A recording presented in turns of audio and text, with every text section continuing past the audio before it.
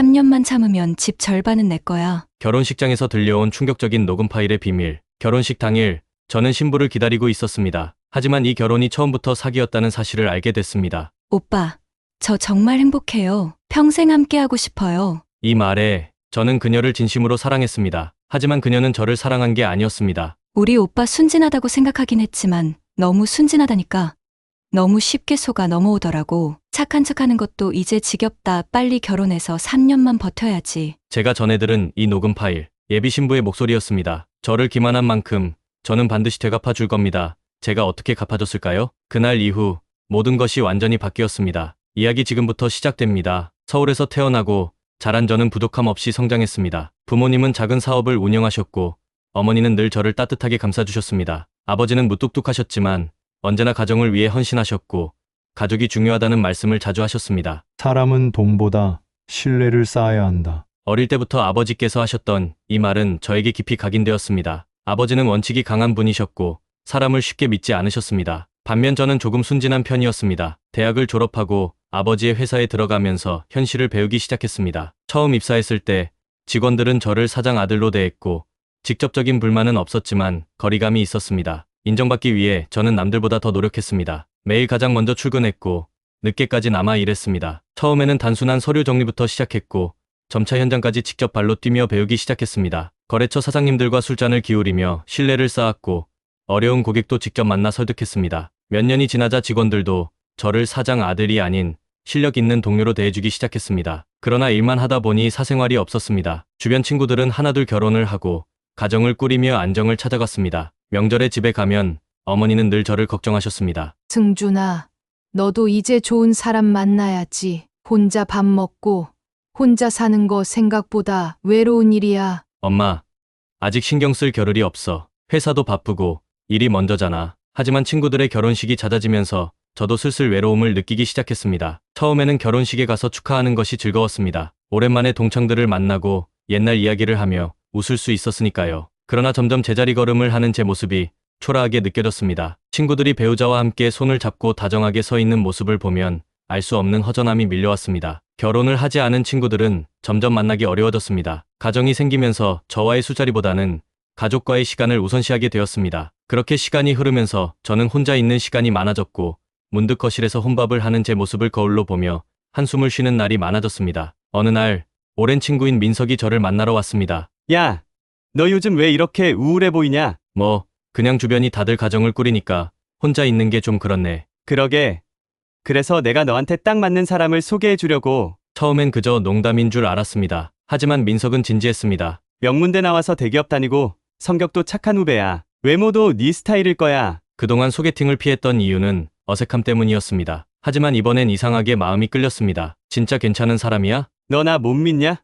직접 만나보면 안다니까. 그렇게 약속이 잡혔습니다. 소개팅 날 저는 오랜만에 머리를 손질하고 신경 써서 옷을 차려입었습니다. 약속 장소는 강남의 한 조용한 카페였습니다. 약속 시간보다 10분 먼저 도착해서 기다리고 있는데 문이 열리며 한 여성이 들어왔습니다. 단정한 머리 스타일, 깔끔한 옷차림, 그리고 차분한 분위기. 첫인상부터 눈길이 갔습니다. 그녀는 저를 보며 밝게 미소 지었습니다. 안녕하세요. 강윤아라고 합니다. 안녕하세요. 한승준입니다. 목소리도 부드럽고 차분했습니다. 자리에 앉아 이야기를 나누다 보니 그녀는 말투도 조용하고 세련되었습니다. 배려심도 많았습니다. 제가 말을 하면 고개를 끄덕이며 경청했고 적절한 순간에 공감을 표했습니다. 회사 일 힘드시겠어요? 가족과 함께 일하는 게 쉽지는 않잖아요? 네, 남들이 보기엔 편할 것 같지만 오히려 더 힘들어요. 부담도 크고 인정받기가 쉽지 않죠. 그럴 것 같아요. 하지만 아버님이 회사를 물려주실 정도면 승준 씨를 믿고 계신다는 거잖아요. 그런 신뢰를 받는 것도 대단한 일이에요. 그녀는 긍정적인 사람이었습니다. 말 한마디에도 힘이 느껴졌습니다. 시간이 가는 줄도 모르고 이야기를 나누었고 분위기가 편안해졌습니다. 소개팅이 끝날 무렵 저는 조심스럽게 물었습니다. 오늘 즐거웠어요. 혹시 다음에 또 뵐 수 있을까요? 유나는 살짝 웃으며 고개를 끄덕였습니다. 네, 저도 즐거웠어요. 다음에 또 봬요. 그날 밤 저는 오랜만에 설레는 기분으로 잠들었습니다. 그리고 몇 분 뒤 휴대폰 화면에 익숙하지 않은 번호가 떴습니다.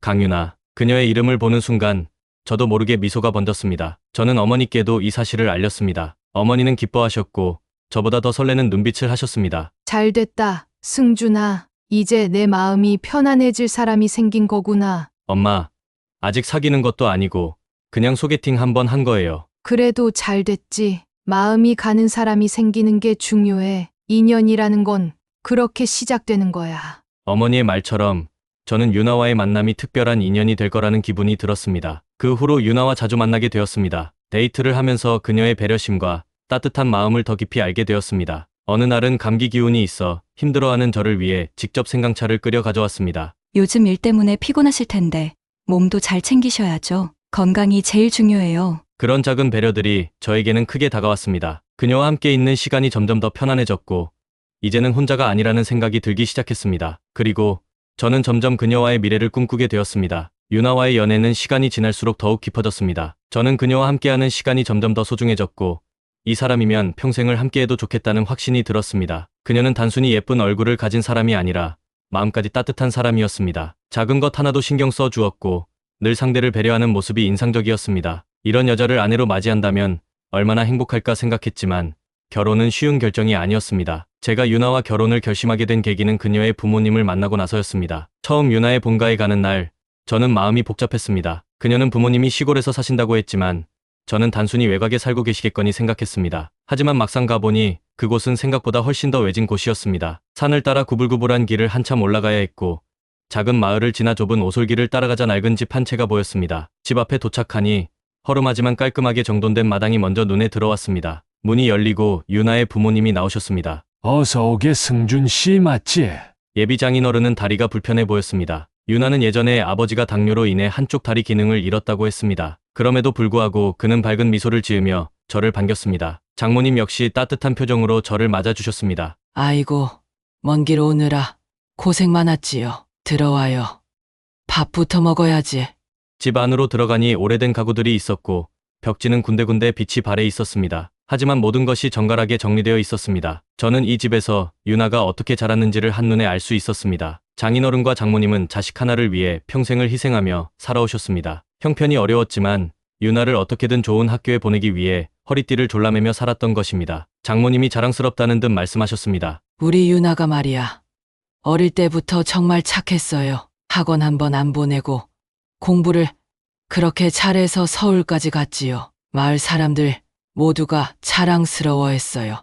공부만 잘하는 게 아니라 성격도 참 예뻤어요. 어려운 이웃 있으면 자기 용돈 털어서 도와주기도 하고 말이에요. 유나는 옆에서 쑥스러운 듯 웃고 있었지만 저는 그 말을 들으며 더욱 그녀를 존경하게 되었습니다. 식사가 끝나고 장인어른과 단둘이 마당에 앉아 대화를 나누게 되었습니다. 승준 씨, 우리 유나 잘 부탁하네. 장인어른은 말을 꺼내시다가 목이 메이는 듯했습니다. 내가 몸이 이래서 유나 고생만 시켰네. 제대로 해준 것도 없이 컸어. 그런데 이렇게 좋은 사람 만나서 참 다행이야. 그 말 한마디가 저에게 깊이 박혔습니다. 저는 순간 결심했습니다. 이 사람과 결혼해야겠다. 유나를 행복하게 해줘야겠다. 집으로 돌아오는 길, 저는 유나에게 말했습니다. 우리 결혼하자. 그녀는 놀란 듯 저를 바라봤습니다. 갑자기요? 갑자기 아니야. 원래 생각하고 있었어. 오늘 부모님을 뵙고 나니까 더 확신이 생겼어. 그녀의 눈에 눈물이 맺혔습니다. 정말 괜찮아요?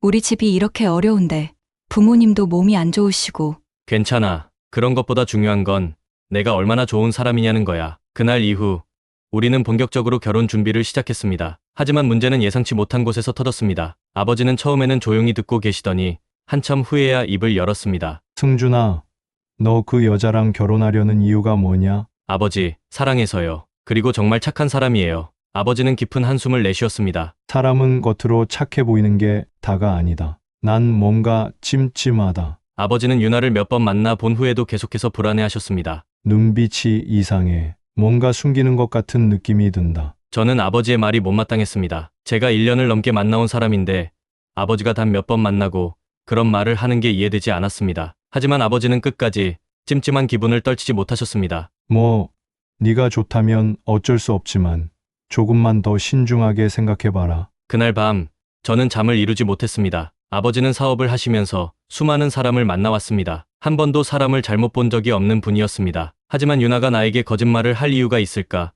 그렇게까지 의심할 필요가 있을까? 이런 생각들이 머릿속을 맴돌았습니다. 그렇게 결혼식이 가까워졌고 결혼 준비도 막바지에 접어들었습니다. 결혼식이 얼마 남지 않은 시점, 저는 세상에서 가장 행복한 사람이 된 기분이었습니다. 유나와 함께 꾸려갈 미래가 기대되었고 우리를 축복해줄 하객들을 떠올리며 들뜬 마음으로 하루하루를 보냈습니다. 부모님도 처음에는 걱정이 많으셨지만 결국 제 선택을 존중해 주셨습니다. 신혼집도 완벽했습니다. 아버지께서 마련해 주신 넉넉한 공간에 유나와 함께 가구를 고르고 하나씩 채워가는 과정이 마치 꿈같이 느껴졌습니다. 새 냉장고 문을 열어보며 여기엔 유나가 좋아하는 과일을 가득 채워야지 하며 미소 짓고 새로 장만한 소파를 보며 여기 앉아서 둘이 함께 영화를 보면 얼마나 좋을까 하고 상상했습니다. 결혼 준비는 순조로웠습니다. 유나는 평소처럼 다정했고 그녀의 세심한 배려는 여전했습니다. 오히려 결혼이 가까워질수록 저를 더 챙기는 모습이 보였습니다. 웨딩 촬영이 끝난 날 그녀는 제 넥타이를 정리해주면서 말했습니다. 오빠, 난 정말 행운아 같아요. 이렇게 좋은 사람을 만나서 평생 함께 할 수 있게 되다니. 그 말 한마디에 가슴이 벅차올랐습니다. 하지만 이 모든 행복이 한순간에 산산조각이 나고 말았습니다. 결혼식을 사흘 앞두고 유나의 짐을 신혼집으로 옮기기로 했습니다. 유나는 짐이 많지 않다고 했기에 큰 이삿짐 센터를 부를 필요는 없었습니다. 저는 대학 시절 친하게 지냈던 선배가 용달차 사업을 하던 것이 떠올라 도움을 요청했습니다. 형, 혹시 시간 괜찮으세요? 작은 이삿짐 하나만 옮겨주실 수 있을까요? 야, 내 결혼 준비하느라 바쁠 텐데 그런 건 걱정 말고 맡겨둬. 선배는 흔쾌히 도와주겠다고 했고 저는 유나의 집 주소를 보내주었습니다. 몇 시간 후 선배에게서 전화가 걸려왔습니다. 야, 승준아, 지금 통화할 수 있냐? 목소리가 평소와 달랐습니다. 뭔가 이상했습니다. 무슨 일이세요? 그냥 네가 직접 들어보는 게 좋겠다. 그 말과 함께 녹음 파일이 전송되었습니다. 드디어 이 결혼만 하면 끝이다. 3년만 참으면 집 절반은 내 거야. 귀를 의심했습니다. 너무 익숙한 목소리였습니다. 그 인간 완전 순진해서 내가 웃어주고 다정하게 해주니까 완전 넘어오더라니까. 착한 여자 코스프레 하는 것도 이제 지겨워. 결혼만 하면 내가 돈 쓸어 담으면서 살 수 있을 텐데. 가슴이 철렁 내려앉았습니다. 형, 이거 뭐야? 나도 믿기 힘들더라. 내가 알려준 주소로 가서 짐을 옮기려고 했는데 문이 열려 있더라고. 안에서 통화하는 소리가 나서 그냥 기다리고 있었는데 이게 웬걸? 내 신부되는 사람이 통화하면서 저런 소리를 하는 거야.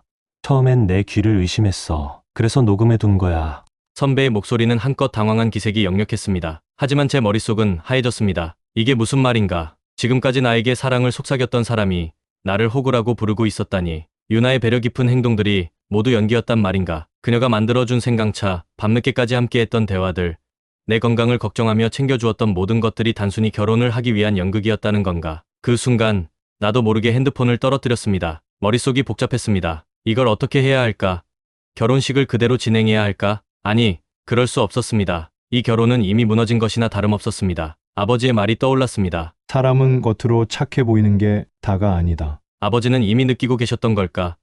나는 왜 그렇게 멍청하게 속아 넘어갔을까? 그녀가 날 사랑한다고 말했을 때 나는 의심조차 하지 않았습니다. 그녀를 믿고 싶었고 그래서 모든 것이 완벽하다고 생각했습니다. 하지만 현실은 달랐습니다. 이제 이 결혼을 막아야 했습니다. 하지만 단순히 파혼을 선언하는 것으로 끝낼 생각은 없었습니다. 그녀는 내 인생을 가지고 장난을 치려고 했습니다. 단순한 실수가 아니라 철저한 계획 아래 나를 속인 것이었었죠. 나는 반드시 그녀에게 똑같이 되갚아 줄 생각이었습니다. 우선 아버지를 찾아가 사실을 털어놓았습니다. 아버지는 처음에는 믿기 힘들어 하셨지만 녹음 파일을 들려드리자 얼굴이 단단히 굳어지셨습니다. 이런 내가 예감이 안 좋다 했지. 네가 사람을 너무 쉽게 믿었다. 아버지, 이제 어떻게 하면 좋을까요? 그거야 당연히 결혼을 엎어야지. 하지만 그냥 파혼만 하는 걸로 끝낼 생각은 마라. 이 정도면 혼인빙자 사기죄로도 걸 수 있을 거다. 아버지는 강단 있는 분이셨습니다. 단순한 실수라면 용서하셨겠지만 계획적인 사기라면 절대 용납하지 않으셨습니다. 우리는 결혼식을 예정대로 진행하는 척하면서 결혼식장에서 모든 걸 폭로하기로 했습니다. 저희 체면보다는 나를 배신한 그녀를 만천하에 알리는 게 우선이었습니다. 그녀가 준비한 것처럼 나 역시 치밀한 계획을 세웠습니다. 결혼식 당일 유나는 하얀 웨딩드레스를 입고 행복한 미소를 짓고 있었습니다. 하지만 그녀는 몰랐을 겁니다. 곧 자신의 인생이 무너질 거라는 사실을. 식이 시작되자마자 스피커에서는 그녀의 목소리가 울려 퍼졌습니다. 드디어 이 결혼만 하면 끝이다. 3년만 참으면 집 절반은 내 거야. 그녀의 얼굴이 하얗게 질렸습니다. 하객들은 웅성거리기 시작했고 그녀의 부모님조차 충격을 받은 듯했습니다. 그 순간 나는 앞으로 나서서 말했습니다. 여러분, 죄송합니다. 이 결혼은 거짓이었습니다. 저는 사랑이라고 믿었지만 이 사람은 저를 돈으로밖에 보지 않았습니다. 결혼 후 이혼을 계획하고 제 재산을 노렸습니다. 저는 이 사실을 녹음으로 확인했습니다. 결혼식장은 아수라장이 되었습니다. 하객들은 웅성거렸고 곳곳에서 혼란스러운 목소리가 터져나왔습니다. 이게 무슨 일이야? 지금 저 신부가 한 말이 맞아? 결혼 후에 일부러 이혼해서 돈을 뜯어낼 계획이었다고? 순식간에 식장이 술렁이기 시작했습니다. 저는 마이크를 단단히 쥐고 다시 한번 강조했습니다. 이 결혼은 처음부터 사기였습니다. 저는 사랑을 했지만 신부는 저를 호구로 봤습니다. 결혼을 이용해 제 재산을 가로채려 했습니다. 여러분이 들으신 이 녹음이 그 증거입니다. 스피커에서는 유나의 목소리가 다시 울려 퍼졌습니다. 드디어 이 결혼만 하면 끝이다. 3년만 참으면 집 절반은 내 거야. 그녀의 얼굴이 창백하게 질려갔습니다. 주저앉은 채로 몸을 떨고 있었고 하객들은 저마다 놀란 표정으로 그녀를 바라보고 있었습니다. 그 순간 유나의 부모님도 정신을 차린 듯 저를 향해 다급하게 다가왔습니다. 사위 아니, 승준 씨. 이게 무슨 일이에요? 우리 유나가 왜 저런 말을 했다는 거죠? 설마 거짓말 아니죠? 장모님은 벌써 얼굴이 새하얘진 채 입술을 떨고 있었습니다. 장인어른은 아무 말 없이 유나를 바라봤습니다. 그녀는 머리를 흔들며 손을 저었습니다. 아니에요. 오해예요. 저 정말 그런 생각 한 적 없어요. 이건 조작된 거예요. 그러나 이미 그녀의 말을 믿어줄 사람은 없었습니다. 저를 바라보던 친구들도 친척들도 모두 하나같이 경악한 얼굴이었습니다. 그때 결혼식장 구석에서 일어서던 한 사람이 있었습니다. 민석, 유나를 저에게 소개시켜줬던 오랜 친구라고 믿었던 사람. 그는 얼굴이 벌겋게 달아오른 채 급히 자리를 뜨려 했습니다. 하지만 제가 손가락으로 그를 가리키며 외쳤습니다. 잠깐! 이 모든 일에 공범이 있습니다. 바로 저 사람이에요. 하객들의 시선이 일제히 민석에게 쏠렸습니다. 그는 몸을 움찔거리며 당황한 기색이 역력했습니다. 뭐야? 무슨 헛소리야? 헛소리! 네가 이 여자를 내게 소개시켜 준 것부터가 다 계획적이었잖아. 처음부터 돈을 노리고 접근한 거였지? 야, 그게 무슨 말이야? 난 그냥 내가 외롭다길래 좋은 사람 소개해 준 것뿐이야. 좋은 사람? 그러면 네가 유나랑 원래부터 사귀고 있었다는 건 어떻게 설명할 거지? 순식간에 식장이 싸늘해졌습니다. 하객들은 술렁이더니 여기저기서 수군거리기 시작했습니다. 뭐? 신부랑 저 사람이 원래 사귀던 사이라고? 그럼 이게 뭐야? 처음부터 다 짜고 친 거였어. 친구라는 사람이 이 사람을 속이려고 신부까지 소개해줬다는 거야? 유나는 얼굴이 창백해졌고 민석도 점점 더 얼굴이 일그러졌습니다. 저는 그들에게 마지막 일격을 가했습니다. 너희들이 나를 속일 수 있다고 생각했겠지. 하지만 난 이미 모든 걸 다 알아버렸어. 이 결혼식은 너희의 계획을 폭로하는 장이 되었어. 내 계획이 완전히 틀어졌다는 걸 깨닫는 기분이 어때? 그 순간 유나는 벌떡 일어나더니 제게로 달려왔습니다. 오빠, 제발 내 말 좀 들어봐. 그거 다 오해야. 나 정말 그런 의도가 아니었어. 민석이랑은 그냥 예전에 친했던 것뿐이야. 저는 조용히 손을 들어 그녀를 멈춰 세웠습니다. 유나, 내 말이 사실이라면 왜 내가 한 말이 녹음되어 있을까? 내가 날 사랑했다면 왜 3년만 참으면 집 절반이 내 거라고 했을까? 그녀는 입술을 꾹 깨물더니 주저앉았습니다. 그리고 마침내 눈물을 터뜨렸습니다. 난 그냥 힘들게 살기 싫었어. 그녀의 울음소리는 식장을 가득 메웠습니다. 그때 장모님이 다가와 그녀의 뺨을 한 대 때렸습니다. 이 못된 거사. 네가 어떻게 이런 짓을 할 수 있어? 네가 사랑한다던 사람이었잖아? 장인어른도 조용히 고개를 숙이고 있었습니다. 그는 딸을 감싸지도 않았고 변명하지도 않았습니다. 민석은 이 틈을 타 도망치려 했지만 저는 식장 직원들에게 그를 붙잡아 달라고 했습니다. 이 사람 경찰 불러서 넘겨주세요. 혼인빙자 사기로 신고할 겁니다. 민석은 얼굴이 새파래졌습니다. 야, 잠깐만. 우리가 무슨 사기를 쳤다고 그래? 아직 결혼한 것도 아니잖아. 그래?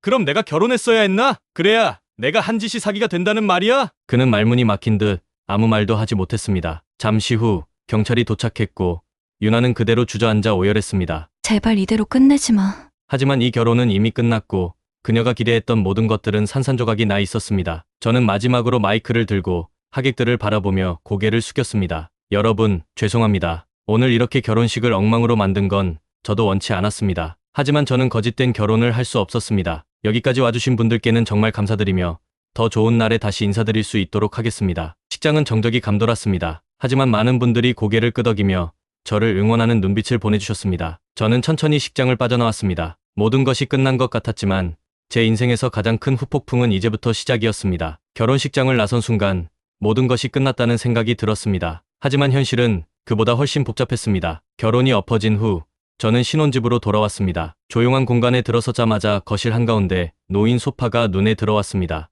유나와 함께 고르고 앉아보며 이거 좋다 하면서 웃었던 기억이 떠올랐습니다. 주방에는 그녀가 좋아하던 컵과 접시가 그대로 있었습니다. 모든 것이 마치 어제까지도 완벽한 미래를 향해 달려가던 것처럼 놓여 있었지만 이제는 의미 없는 흔적일 뿐이었습니다. 식탁 의자에 앉아 손을 가만히 올려두었습니다. 온몸에 힘이 빠진 채 숨을 내쉬는데 갑자기 아버지에게서 전화가 왔습니다. 승준아, 괜찮냐? 아버지는 평소처럼 단호한 목소리였지만 그 안에 걱정이 묻어 있었습니다. 괜찮아요.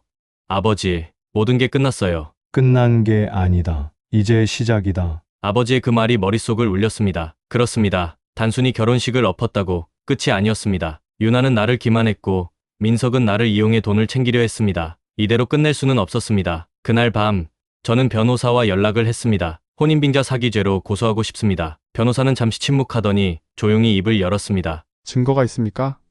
네, 있습니다. 녹음 파일이 있고 결혼식을 통해 그녀의 의도가 모두 공개되었습니다. 하객들도 증인으로 세울 수 있습니다. 변호사는 한숨을 내쉬며 말했습니다. 그렇다면 확실히 진행할 수 있습니다. 하지만 상대 측에서 반박할 가능성이 있습니다. 당신이 단순히 감정적으로 대응하는 것이 아니라 법적으로 확실한 근거를 가지고 접근해야 합니다. 저는 이미 준비가 되어 있었습니다. 변호사에게 증거를 정리해서 보내고 법적 절차를 차근차근 밟아나가기 시작했습니다. 며칠 후 유나의 부모님이 저를 찾아왔습니다. 승준 씨, 우리 유나를 용서해 주면 안 될까요? 장모님은 울먹이며 제 손을 붙잡았지만 저는 단호했습니다. 어머니, 저를 속인 건 유나입니다. 저는 한순간도 거짓 없이 사랑했습니다. 하지만 그녀는 저를 철저하게 이용하려고 했습니다. 어떻게 용서할 수 있겠습니까? 장인어른은 한숨을 깊이 쉬었습니다. 우리도 그 아이가 그런 생각을 하고 있었을 줄은 몰랐어. 내가 뭐라고 해도 이제 소용없겠지. 네, 소용없습니다. 장모님은 끝까지 눈물을 흘리며 매달렸지만 저는 단호하게 돌아섰습니다. 며칠 후 경찰서에서 연락이 왔습니다. 한승준 씨, 강유나 씨와 민석 씨가 조사받고 있습니다. 피해자로서 진술하실 수 있겠습니까? 저는 경찰서로 향했습니다. 유나는 초췌한 얼굴로 앉아 있었습니다. 평소에 단정하고 세련된 모습은 어디에도 없었습니다. 민석 역시 위축된 표정으로 한숨을 내쉬고 있었습니다. 경찰은 저에게 몇 가지 질문을 했고 저는 차분하게 사실을 이야기했습니다. 저는 그녀를 진심으로 사랑했습니다. 하지만 그녀는 처음부터 돈을 노리고 접근했고 결혼 후 일부러 이혼을 계획하고 있었습니다. 그 증거가 녹음 파일에 있습니다. 경찰은 유나에게 물었습니다. 강유나 씨, 할 말 있습니까? 그녀는 떨리는 목소리로 말했습니다. 저는 정말 그런 의도가 아니었어요. 처음에는 진심이었어요. 하지만 그녀의 말은 이미 아무 의미도 없었습니다. 경찰은 혼인빙자 사기 혐의로 그녀를 조사했고 민석도 공범으로 취급되었습니다. 그 후로 몇 달이 지나 법원의 판결이 나왔습니다. 유나는 혼인빙자 사기 및 명예훼손으로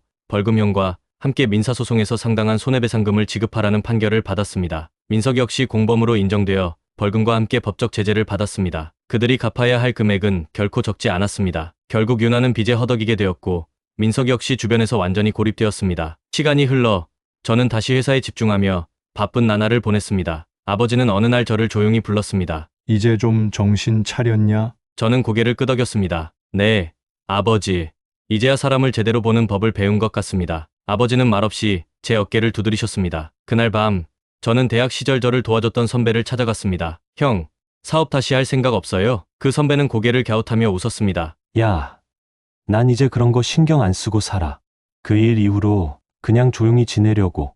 아니요, 형이 날 살렸어요. 난 형 덕분에 인생을 바꿀 기회를 얻었어요. 그 은혜를 갚고 싶어요. 저는 선배의 사업에 투자했고 함께 새로운 일을 시작했습니다. 몇 년 후 저는 안정된 삶을 되찾았고 사업도 성공적으로 자리 잡았습니다. 그리고 어느 날 우연히 유나의 소식을 들었습니다. 그녀는 고향으로 내려갔지만 부모님께도 버림받고 홀로 살고 있다고 했습니다. 저는 그 소식을 듣고도 아무런 감정이 들지 않았습니다. 그녀는 결국 스스로 만든 함정에 빠졌고 그 대가는 스스로 감당해야 할 몫이었습니다. 시간이 지나면서 저는 새로운 사람을 만났고 이번에는 천천히 신중하게 사랑을 키워갔습니다. 과거의 배신은 깊은 상처로 남았지만 그것을 통해 저는 더 강해졌습니다. 그리고 깨달았습니다. 인생에서 가장 중요한 것은 사람을 잘 가려보는 것이다. 저는 이제 다시는 같은 실수를 반복하지 않을 것입니다. 그렇게 제 인생의 새로운 장이 시작되었습니다. 여러분, 오늘의 사연 잘 들으셨나요? 사랑이라고 믿었던 사람이 사실은 저를 이용하려 했던 존재였다는 것, 그리고 가장 믿었던 친구마저 공범이었다는 사실을 알게 된 그 충격은 말로 다 표현할 수 없을 겁니다. 하지만 어쩌면 인생이란 게 그런 게 아닐까요?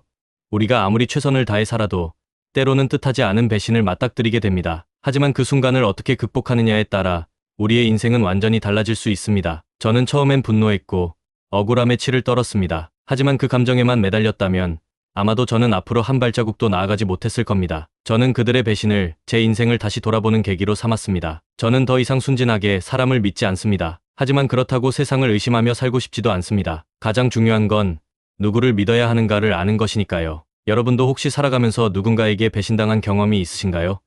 아마 누구나 한 번쯤은 크든 작든 이런 일을 겪었을 겁니다. 어떤 사람은 친구에게, 어떤 사람은 가족에게, 어떤 사람은 사랑했던 연인에게. 하지만 우리가 반드시 기억해야 할 것은 배신을 당했다고 해서 우리가 불행해지는 것은 아니라는 것입니다. 오히려 그 경험이 우리를 더 단단하게 만들고 더 나은 선택을 할 수 있도록 돕는 계기가 될 수도 있습니다. 사람을 믿는다는 것은 참 어려운 일입니다. 하지만 이 세상에는 여전히 우리가 의지할 수 있는 좋은 사람들이 존재합니다. 저 역시 배신의 아픔을 겪었지만 결국 저를 구해준 것은 진정한 인연이었습니다. 그리고 그 인연 덕분에 저는 다시 일어설 수 있었습니다. 지금 이 순간에도 혹시 마음의 상처를 안고 살아가는 분들이 있다면 너무 좌절하지 마세요. 시간이 지나고 나면 결국 모든 것이 제자리로 돌아오게 됩니다. 우리가 받은 상처는 우리를 더 강하게 만들고 더 현명한 사람이 되도록 돕는 법이니까요. 여러분의 인생에도 꼭 귀인이 찾아오길 바라면서 지금까지 한승준의 이야기였습니다. 오늘도 여러분의 인생이 따뜻한 인연으로 가득 차길 바랍니다. 구독과 좋아요 해주시면 감사하겠습니다. 그럼 다음 사연에서 또 만나요. 이상 사연스타였습니다.